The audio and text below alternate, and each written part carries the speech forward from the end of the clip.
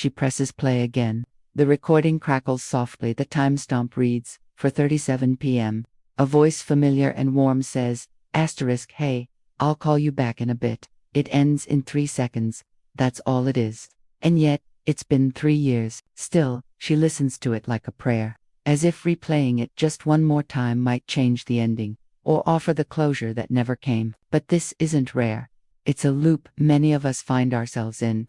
From the smallest uncertainties, a message left unanswered, an apology that never came, to the vast, life-altering unknowns, a loved one lost in war, a medical test without follow-up, a child who went missing. Our minds seem to freeze when the story doesn't resolve. Why? What is it about the incomplete that feels so much heavier than what's finished?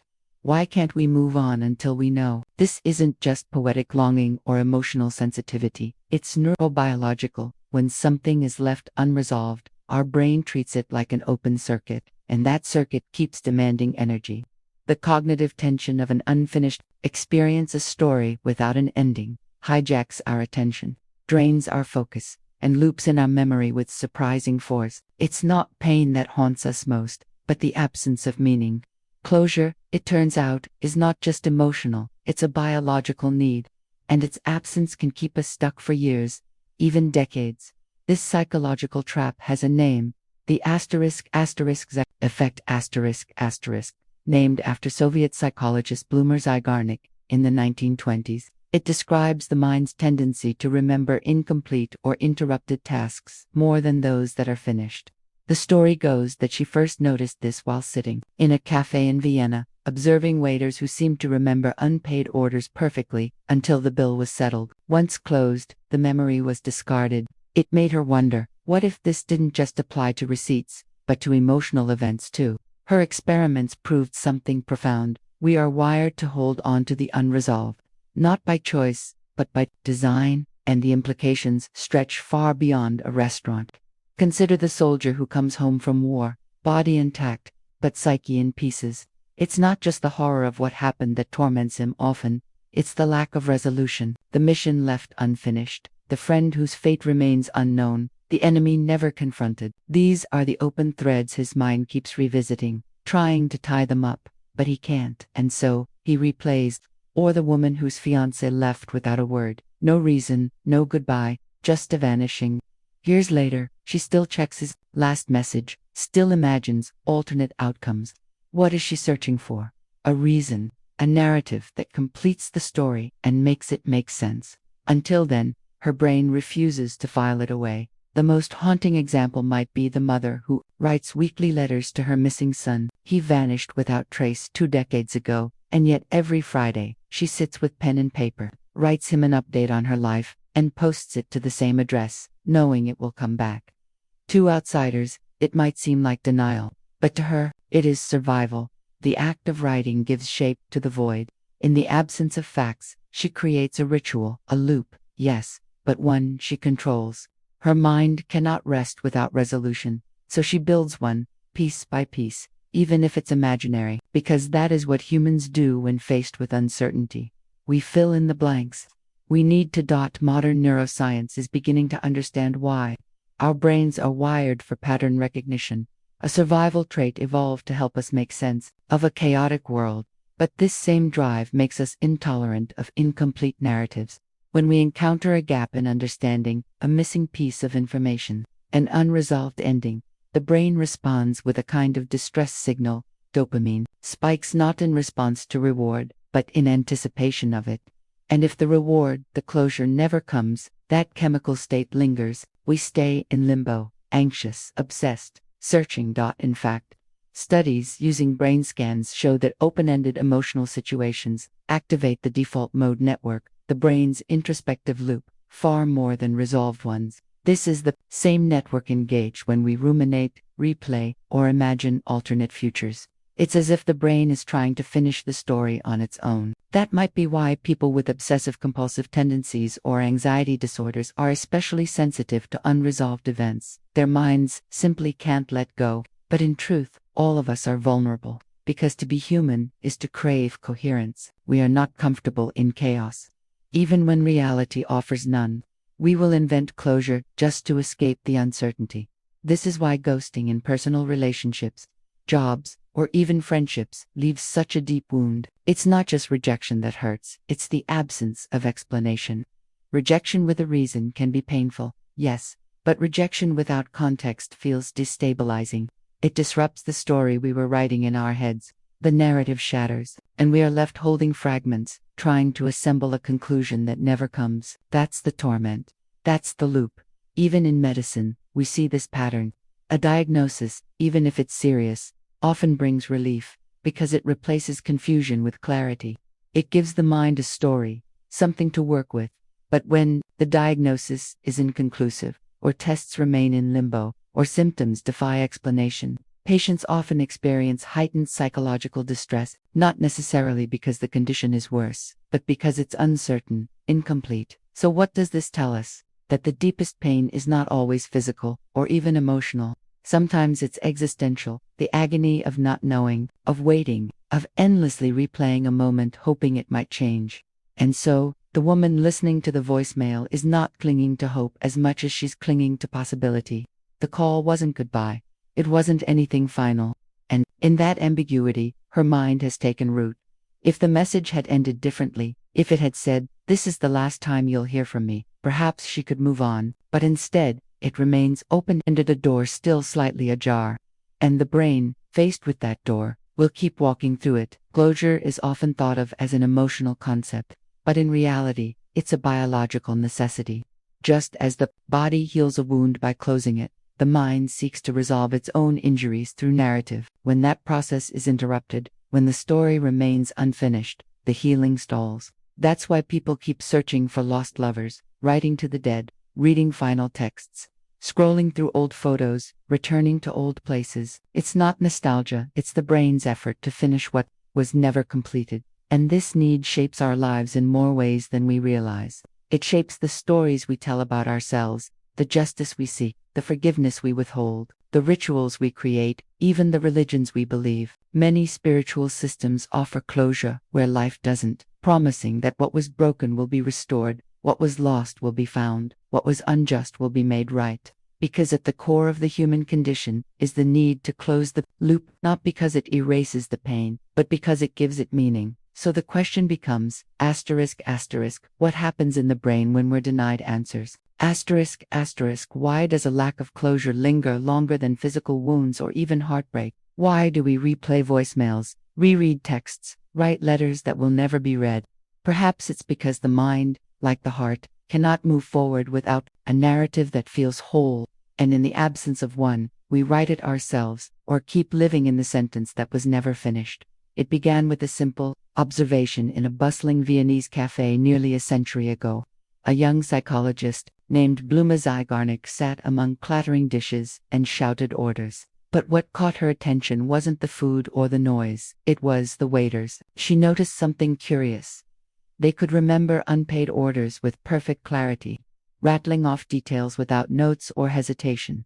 But once the bill was paid, the memory vanished. If she asked about a completed order even moments later, they often couldn't recall it at all. Intrigued, she designed a series of experiments to test this phenomenon in a laboratory setting, and what she discovered would quietly revolutionize the way we understand memory, obsession, and emotional healing. Her finding was this: the human brain does not treat all experiences equally. It holds on to the unfinished, not just temporarily, sometimes indefinitely. And what was once a waiter's quirk would become known in psychology as the effect, a concept that now explains everything from why we can't stop thinking about an ex who ghosted us, to why unresolved trauma continues to hijack our lives decades after the event. Zygarnik's early experiments in the 1920s involved giving people simple tasks, puzzles, math problems, physical challenges, and then interrupting them before they could finish. She found that people were twice as likely to remember the interrupted tasks as the ones they completed.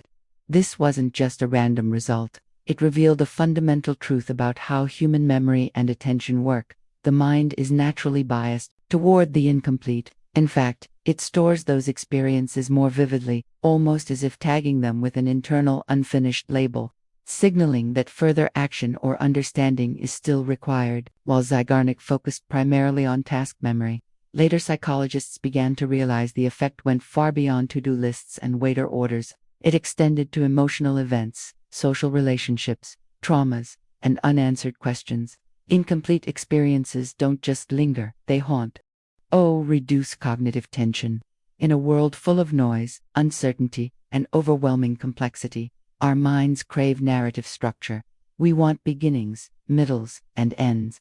It's not enough to know that something happened. We want to know why it happened, what it meant, and how it concludes. When this structure is disrupted, when we're left with cliffhangers, ambiguous losses, or unresolved pain, it doesn't just bother us, it consumes us. This psychological need is not some abstract preference, it's deeply rooted in biology. Our brains are constantly scanning for threat and ambiguity, using a network of neural systems to process what's safe, what's known, and what demands attention. The limbic system, particularly the amygdala and hippocampus, plays a key role here. These areas handle emotional memory and threat detection, and they respond to unresolved emotional situations, much like they do to physical danger. If something traumatic or emotionally ambiguous happens, say, a loved one vanishes without explanation, the amygdala keeps that event flagged as urgent. The hippocampus, responsible for contextual memory, keeps looping the fragments, searching for a pattern, a context, a meaning. But without closure, the search continues indefinitely. This is why trauma is often described not as an event that happened in the past, but as something that keeps happening in the present, over and over in the mind. Modern neuroscience supports this idea. In fMRI studies, people exposed to unresolved emotional scenarios, for example, stories without endings or sudden breakups without reasons, show increased activation in the brain's default mode network, particularly regions involved in self-referential thought and memory. The same network is active during rumination, obsessive thinking, and post-traumatic stress. Essentially, when the brain doesn't receive closure, it doesn't store the experience properly. It keeps reopening the file, hoping to one day resolve it, even if that resolution never comes. That brings us to the modern world, a world where emotional uncertainty is everywhere. In an era defined by digital connection and abrupt disconnection, our ancient neurological wiring is often overwhelmed by stimuli that provide no clean resolution. Think of the agony caused by a simple last seen online timestamp, a feature of messaging apps that was never meant to inflict harm, yet now torments millions daily. You see, the person was active 5 minutes ago, but they haven't responded to your message from 2 days ago. What does it mean? Are they avoiding you? Are they okay? Do they care? The brain races, trying to build a story, any story, to fill the gap. But in the absence of information, anxiety fills the void. This is the Zagornik effect in digital form. The cliffhanger becomes a cognitive trap. The same goes for romantic ghosting, a behavior that has become epidemic in the age of dating apps. One day, you're exchanging intimate messages and planning your future. The next, the person disappears without a word. No argument, no closure, just silence. What remains is a loop of intrusive thoughts. Was it something I said? Did I miss a sign? Were they ever real? Unlike a breakup with explanation, ghosting leaves the emotional door wide open, and your brain, desperate for an ending, will keep walking through that door, again and again, trying to find the piece that makes the story whole. But this isn't just about dating. The need for closure spans every domain of human experience. Consider grief. The pain of losing someone we love is universal, but the pain is qualitatively different when the loss is ambiguous, when a body is never found, when the circumstances are unclear, when questions remain unanswered. Psychologists call this ambiguous loss, and it is often cited as one of the most difficult forms of grief to process. In some cases, like disasters or wartime disappearances, families are left with nothing, no body, no official explanation, only the echo of a life that once was. This doesn't just create sadness, it creates paralysis. Without something definitive to mourn, people become trapped between hope and despair. They can't say goodbye, they can't move forward, they can't let go, because their story has no ending. The same struggle appears in divorce, particularly when it's sudden, unexplained, or one's legal closure is not the same as emotional closure. A person might sign papers, but their mind might still be spinning with questions. Why did it fall apart? Was it ever real? Did they stop loving me, or did they never love me at all? Without answers, many remain stuck in cycles of self-blame, anger, or longing. Again, it's not always the pain of what happened that breaks us. It's the lack of understanding about why it happened. Even adoptees, especially those adopted in infancy without access to their biological roots, often report a lifelong sense of psychological incompleteness. It's not necessarily trauma in the traditional sense. It's the absence of narrative. Who were my birth parents? Why did they give me away? What is my origin story? These are fundamental human questions, and when they go unanswered, the psyche feels fragmented, as if a vital part of oneself is missing. Studies show that adoptees who gain access to their personal histories, even if the stories are painful, often report a sense of relief, because at least they know, because at least the loop is closed. On a larger scale, the need for closure also shows up in historical traumas and collective injustices. Communities affected by war crimes, genocides, or disappearances often remain psychologically destabilized for generations, not only because of the horrors themselves, but because justice was never done. Records are missing, bodies never recovered, perpetrators never prosecuted. As a result, truth commissions, public apologies, and reparations, while symbolic, carry immense healing power. They help build a collective story that allows for mourning, accountability, and eventual forward movement. When a nation's trauma is left unresolved, it festers in the body politic, much like a personal trauma festers in the brain. Healing requires story. Healing requires meaning. That's why early research into narrative therapy and trauma recovery focuses so heavily on helping people construct coherent stories from their fragmented experiences. When a person experiences trauma, especially one that disrupts their understanding of the world, betrayal, violence, sudden abandonment, the memory often shatters. It becomes stored in disjointed fragments, disconnected from time or logic. Narrative therapy works by helping the person weave those pieces into a structured account, not necessarily to relive the pain, but to give it shape, to create a beginning, middle, and end.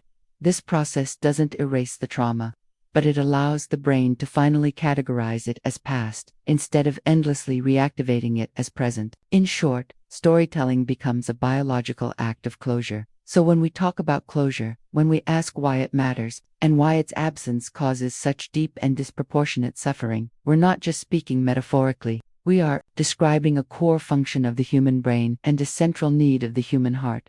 We are creatures of pattern and meaning. And when our stories are interrupted, the search for resolution becomes a survival instinct. That's why a mother can write to her missing son for 20 years. That's why we reread final messages and analyze the silences between them. That's why we replay the moment someone walked away, trying to find the sentence we missed. We aren't looking for closure because we're weak. We're looking for closure because, without it, the mind can't rest. It was a simple experiment on paper, an fMRI study run at Harvard Medical School. Researchers wanted to understand how people with post-traumatic stress disorder respond to emotional narratives. The participants, many of them veterans or trauma survivors, were shown a series of stories. Some had clear endings. A firefighter rescues a child from a burning building and walks away safely. Others stopped mid-crisis. A soldier hears an explosion, but the scene cuts before we know who survives. The results were startling. In the unresolved scenarios, the participants' brains lit up like alarms, not just in emotional centers, but in regions associated with autobiographical memory and self-referential thought. Areas like the amygdala, hippocampus, and medial prefrontal cortex showed sustained overactivation long after the scene had ended. The brain didn't treat these vignettes as fiction. It treated them like unfinished personal experiences. For people with trauma, the difference between story and self-collapse, the implication was as profound as it was unsettling. When a narrative remains open-ended, the mind does not file it away as done. It keeps it alive, active, unresolved, and biologically stressful. This was more than a psychological curiosity. It was evidence that *** open loops in the brain are not passive, they're physiological disruptions to healing ***. 3. Take the case of U.S. veterans returning from conflict zones. Many no longer hear gunfire, no longer scan rooftops for snipers, no longer live in fear of the next explosion, and yet, their bodies remain trapped in combat.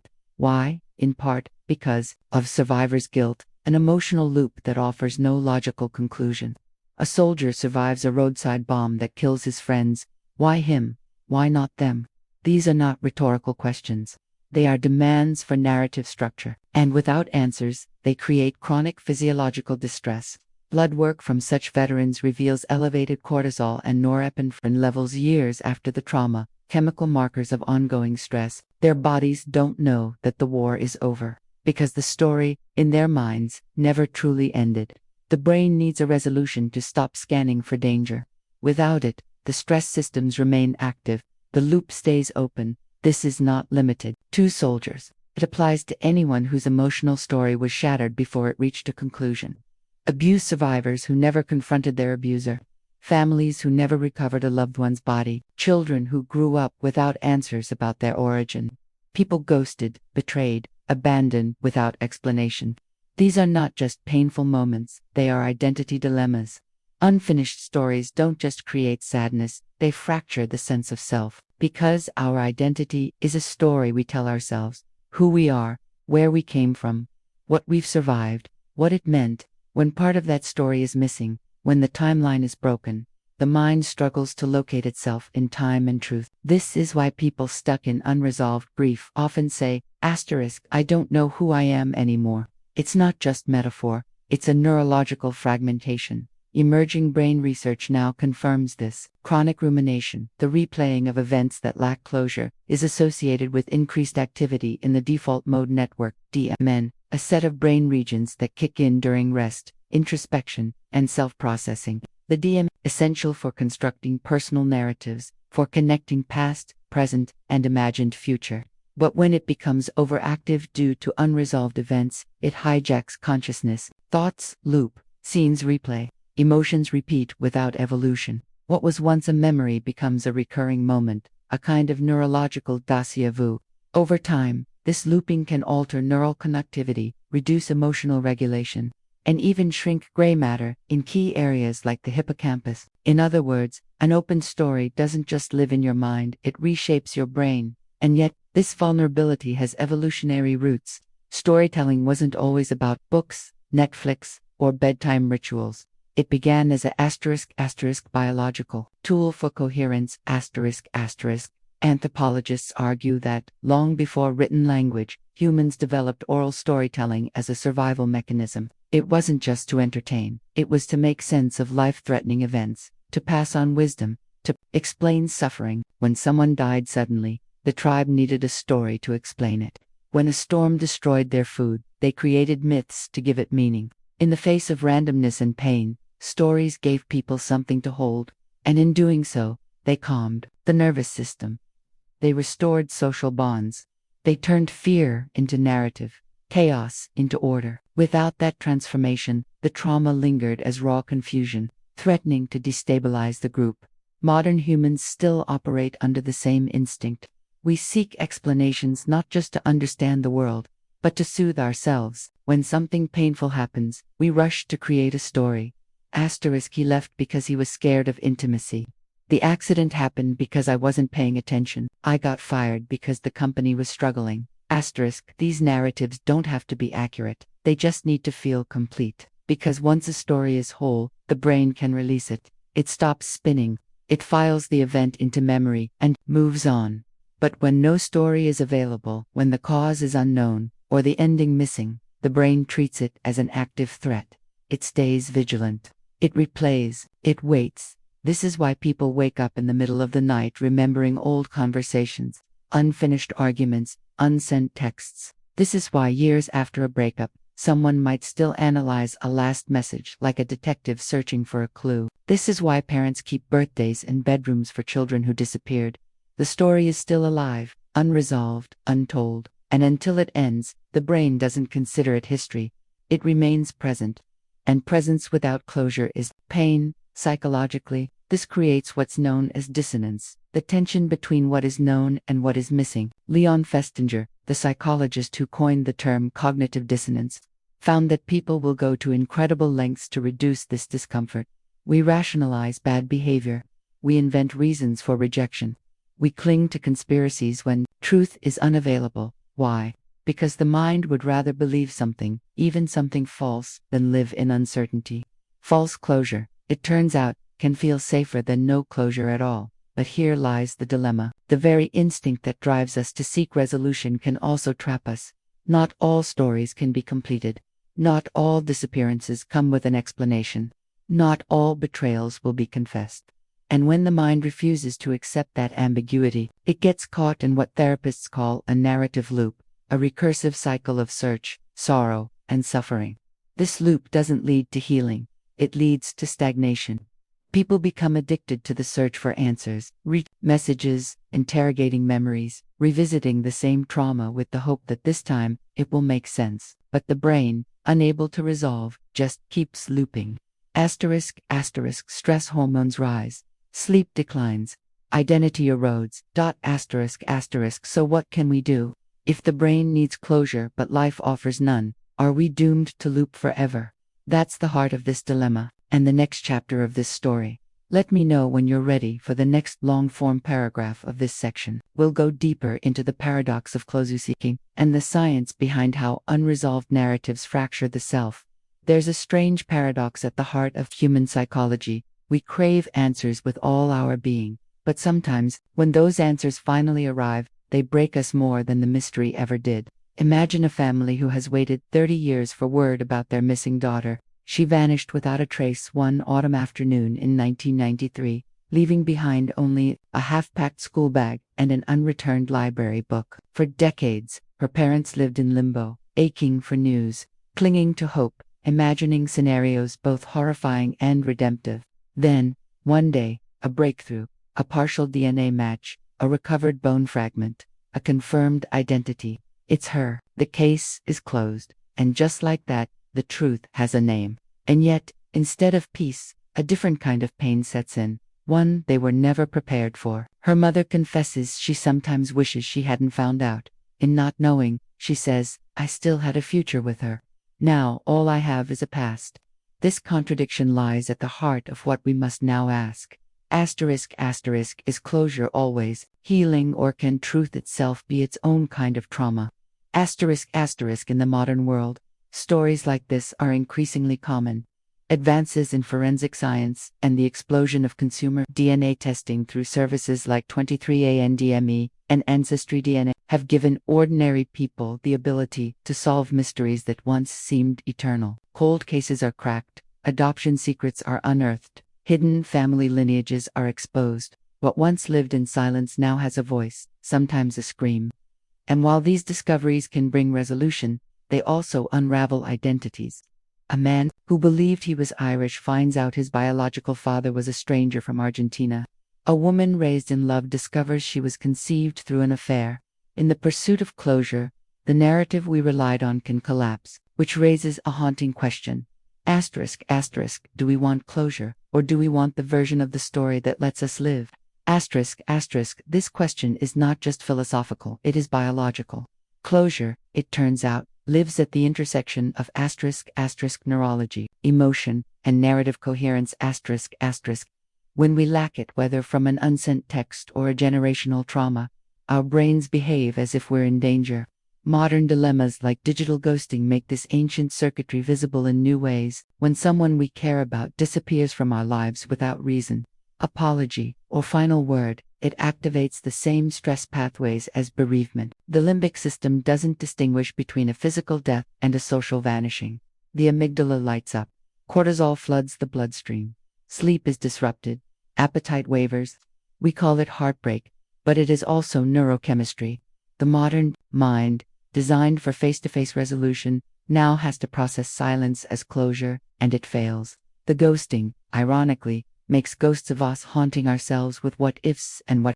And so, the deeper conflict emerges. Is closure a biological imperative, something wired into our species for survival, or is it a cultural construct, something societies taught us to crave because it makes life cleaner, more legible? To answer this, we must look backward. Across thousands of years, every human civilization has developed rituals for emotional closure. Asterisk, asterisk, funerals, burials, burnings, final rites, ancestor offerings, asterisk, asterisk. These were not mere superstitions, they were technologies of meaning.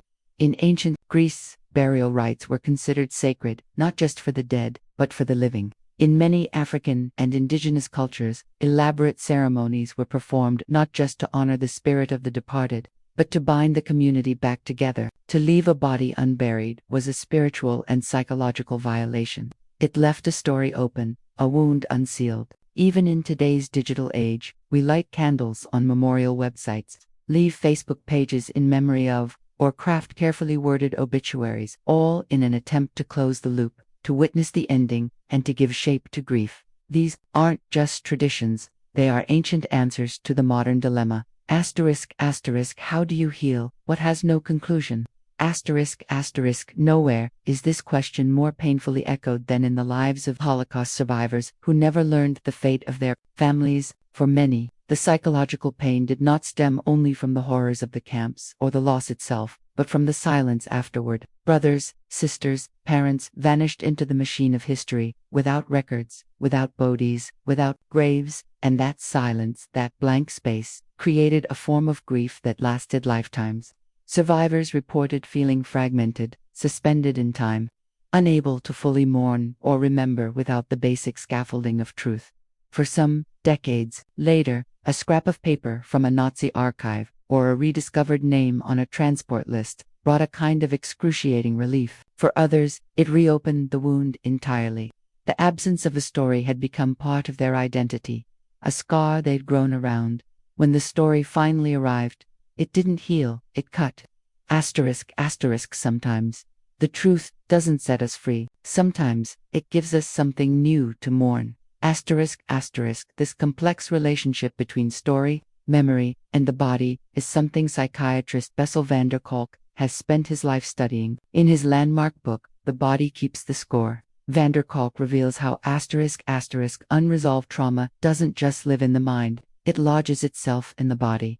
Asterisk, asterisk, traumatic memories that lack narrative coherence, those that aren't processed, spoken, or understood, are stored in the nervous system as raw sensory data. They live as tension in the jaw, as stomach knots, as chronic fatigue, skin inflammation, autoimmune disease. Over time, the stress of holding an untold story begins to erode the body's capacity to heal. A traumatized person might not remember the details of what happened, but their body does. Their immune system does, their sleep does, their digestion does. This is not metaphor, it is measurable in blood work, brain scans, inflammatory markers. Asterisk, asterisk, the body, like the mind, cannot move on from something it doesn't understand. Asterisk, asterisk, and that's the paradox we're left with. If the absence of a story is a wound, then what kind of story do we need to heal? Must it be true, or simply coherent? Is a beautiful lie better than a brutal truth?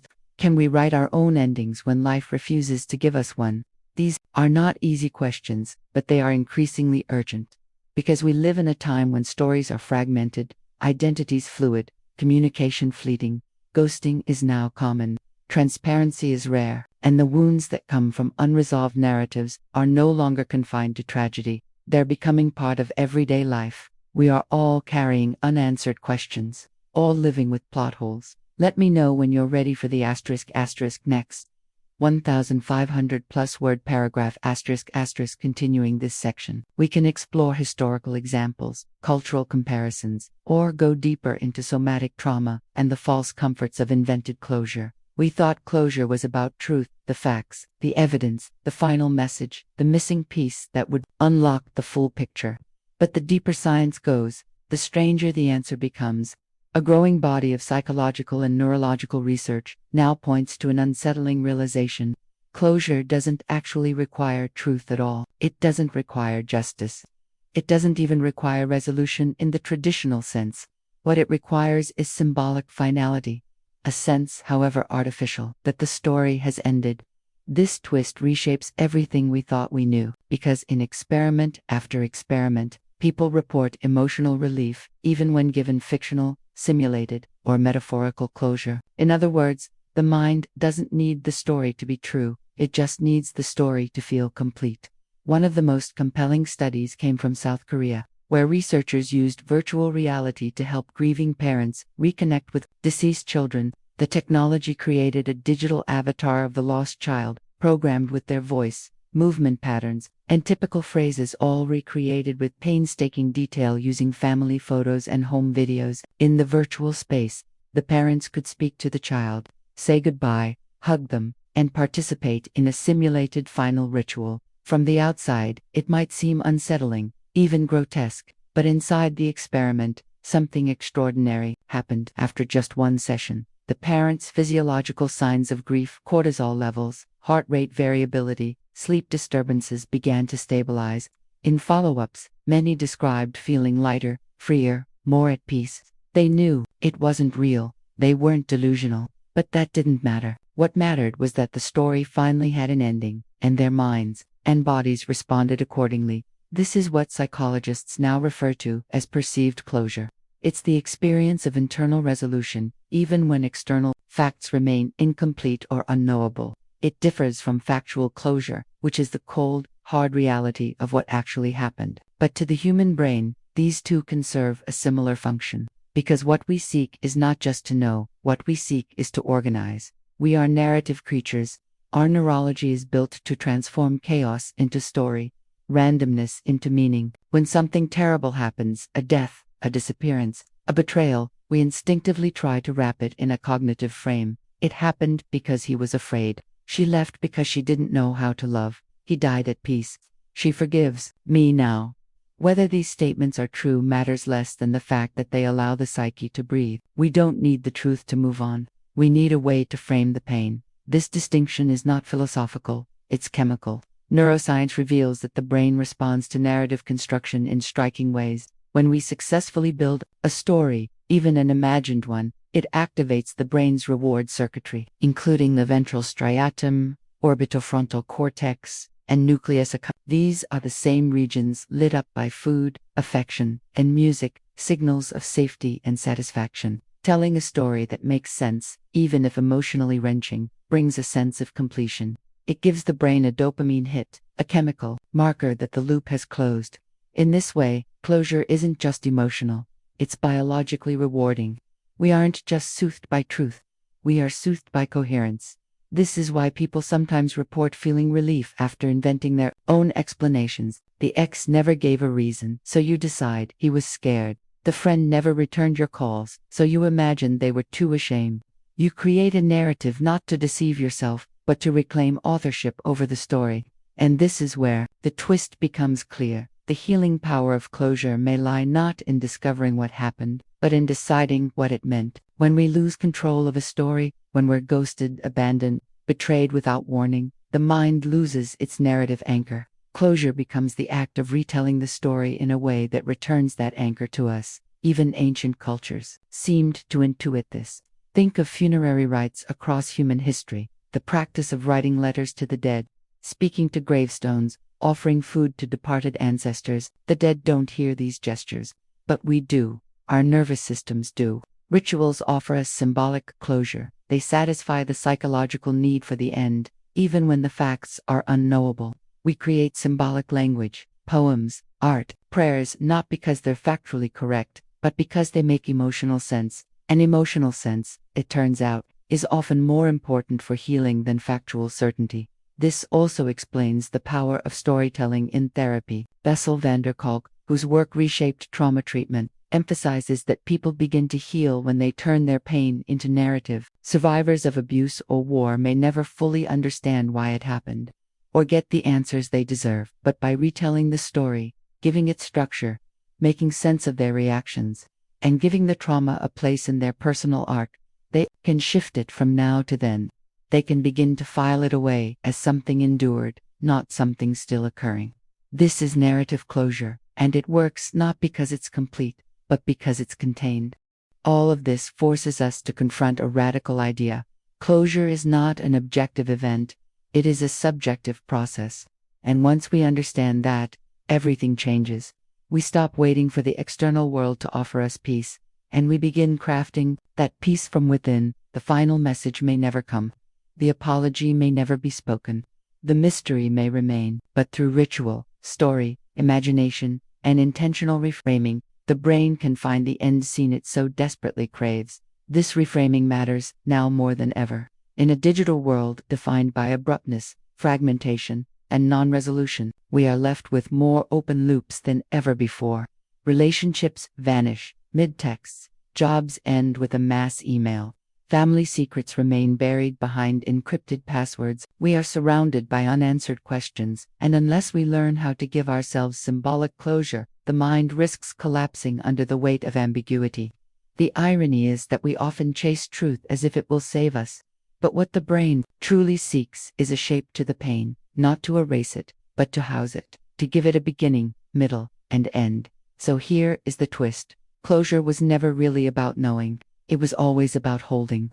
Holding the story, even when incomplete, holding the pain, even when senseless, and eventually, holding ourselves not as broken by unanswered questions, but as rebuilt through the stories we choose to teach. ChatGPT said, "Imagine trying to close a book, but every time your fingers touch the cover, the pages flip open again, revealing another unfinished line, another unresolved chapter. This is what trauma feels like to the brain. An open book with no final page." But modern neuroscience and psychology are converging on a powerful insight. Healing begins not when the pain disappears, but when the story finds a place to end. Across continents and cultures, across therapies and traditions, we find the same tool being used again and again: narrative completion. Whether through EMDR, eye movement, desensitization and reprocessing, grief writing, or guided storytelling, the process of turning chaos into narrative order has become one of the most effective paths toward recovery. Not because the facts change, but because the frame does. Let's begin with EMDR, a therapy originally designed to help trauma survivors process distressing memories. While its core mechanism, bilateral stimulation through eye movements or tapping, is often discussed, the deeper magic lies in the way EMDR forces the brain to revisit and resequence memory. Patients are asked to bring up painful images, sounds, or feelings, and as they process them while stimulated, something remarkable happens. The trauma that once felt like an eternal present, vivid, intrusive, unending, begins to take on the qualities of a memory, something from before, no longer now. It doesn't erase the wound, but it files it. This shift is fundamentally narrative. The brain turns a fragmented experience into a coherent arc, and in doing so, the nervous system can finally exhale. Narrative therapy takes this even further. Instead of focusing solely on memories, it invites individuals to actively rewrite their stories. A survivor of abuse might reclaim their identity, not as victim, but as someone who endured, someone who resisted, adapted, grew. A person abandoned might explore how that abandonment shaped their empathy, their creativity, their strength. These aren't fictions, they're reconstructions. And just like a broken bone must be reset to heal properly, so must the story of pain be reset within the mind. Studies show that when people create personal narratives that emphasize meaning, growth, or agency, they show marked improvement in anxiety, depression, and even immune response. Why? Because story isn't just something we consume, it's something our cells respond to. One of the most surprising findings comes from a set of studies where trauma survivors were asked to write fictional endings to their own painful experiences, stories that imagined closure, even if it had never occurred. In one trial, sexual assault survivors wrote scenes in which they confronted their attackers and found justice. In another, people who had lost loved ones in unresolved circumstances created endings where they received messages, goodbyes, or symbolic reunions. These weren't fantasies of denial, they were therapeutic narratives, giving the mind the structure it needed to begin integrating the trauma, and the results were dramatic. Over the course of weeks and months, participants showed reduced PTSD symptoms, better sleep, improved cognitive function, and even changes in stress hormone profiles. Once again, the facts hadn't changed, but the narrative had. The pain had been placed inside a frame. But this isn't just a Western psychological insight, it's a truth known for millennia in traditional cultures. Across indigenous communities in Africa, Asia, Australia, and the Americas, storytelling has long been used as a tool for healing spiritual wounds. A death isn't just mourned, it's told. A betrayal isn't just endured, it's recounted. Through myth, metaphor, ritual, in many traditions, grief is a communal act of narration, where the bereaved speak their pain aloud, over firelight or under sky, watched by elders who hold space for the words. And through this process, something transforms. The pain becomes part of the tribe's memory. not just the individual's burden. The story becomes social, the healing becomes collective, and most importantly, the ending, once spoken, is honored. In these cultures, silence is not closure. Speaking is. This brings us to the importance of something seemingly small, yet profoundly powerful: an apology. What is an apology, really? It doesn't undo damage. It doesn't rewrite history, and yet, it has the power to close the loop in the human brain like almost nothing else. Why? Because an apology offers narrative finality. It tells the wounded part of the mind, you were seen, your pain was real, it has been acknowledged. That act of witnessing, of validation, is what allows the brain to move from chaos to coherence. The same is true of goodbyes, of thank you notes, of confessions, of moments where the air clears and something gets said that was never said before. These are not just manners, they are microtechnologies of closure, and without them, we remain suspended in emotional limbo. But here's the catch: our digital world is destroying those endings. Social media doesn't end, conversations don't end, threads, feeds, texts, DMs, they live forever, open-end, always awaiting a reply that may never come.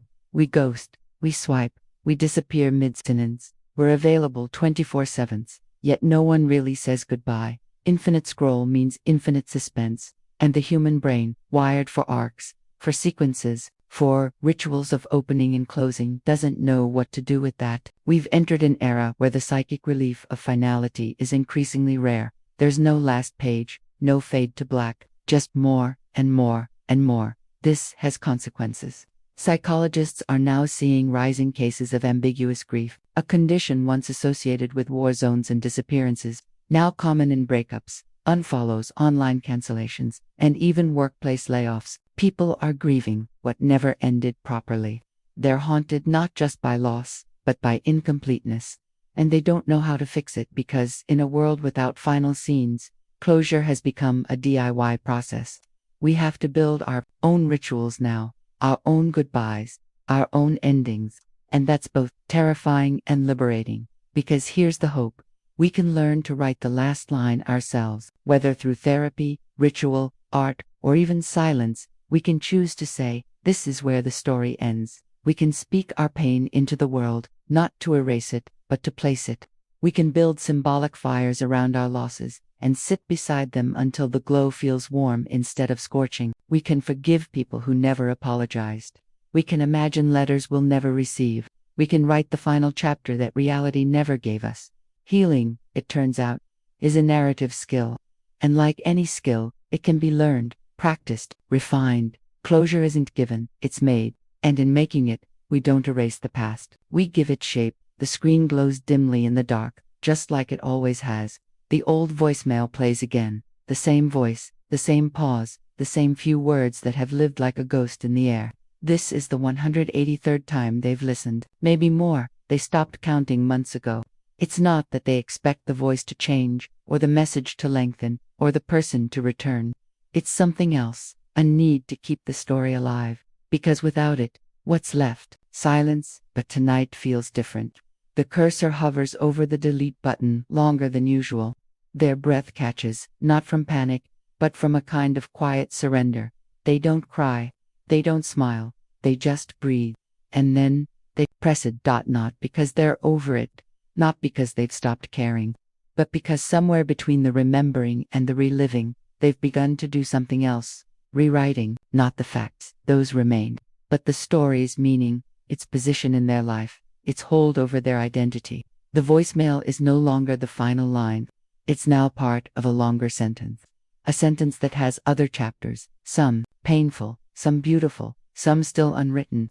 Maybe this is healing. Asterisk, asterisk, not forgetting, but remembering differently. Asterisk, asterisk, this moment, small, private, mundane, holds everything this journey has been about. That closure, for all its mystery, is not some dramatic answer that finally arrives like a key unlocking the past. It is a process. 6. A narrative decision, a neurological rebalancing act. The brain, long haunted by loops and gaps, slowly builds scaffolding around the emptiness until it can stand again. The nervous system, once stuck in high alert, learns to trust a new ending, even if it's one we had to write ourselves. We've seen how memory clings more fiercely to what's unfinished. how soldiers, parents, lovers, and strangers are bound by the same invisible string, the ache of what was never said, never explained, never closed. We've explored how rituals, stories, and symbols across history were never mere customs, they were technologies of completion, ways for the human mind to mark a point in time and say, this is where it ends. But, in the digital age, we are drowning in stories that never conclude. Last seen at 3:07 a.m., message read but never replied, friendships that fade without ceremony, a world that scrolls on endlessly, offering connection but never finality. We are left holding pieces of stories that don't know how to end, yet refuse to fully let go. And so the deeper question arises, can we ever truly heal? Or is healing simply learning how to close the chapters we'll never fully understand? This is the human dilemma. Our biology demands narrative coherence. Our culture no longer supplies it. And so, we must become our own authors, to build meaning where there was none, to speak endings into silence, to imagine farewells we never received. Because the truth, as neuroscience reveals, is that our brain doesn't seek facts to heal. It seeks structure, meaning, coherence. Even a false ending can soothe more than a true silence. Because story is how the mind makes sense of pain. And closure, at its core, is not about answers. It's about making the unbearable bearable. So, what are we left with? Hope. Not that every wound will heal cleanly, but that even the messiest grief, the loudest silence, the most mysterious absence can be held differently. That the chapters we never wanted can be woven into the larger bulk of who we are, not as the end, but as a turning point. That we can walk forward not by knowing why, but by deciding, this part of the story lives here, and I go on. That is the power of the human mind. Not just to survive pain, but to reshape it, reframe it, place it, in the end. Perhaps we don't need closure in the traditional sense. We need contour. We need a shape for the sorrow, a boundary for the unfinished, a frame for the chaos. And when we give ourselves that, through therapy, ritual, story, or simple decision, the body follows, the chemistry changes, the loop begins to settle. And in that settling, we begin finally to breathe again. So maybe the question isn't will we ever heal? Maybe it's what story do we choose to live with? And maybe that's enough.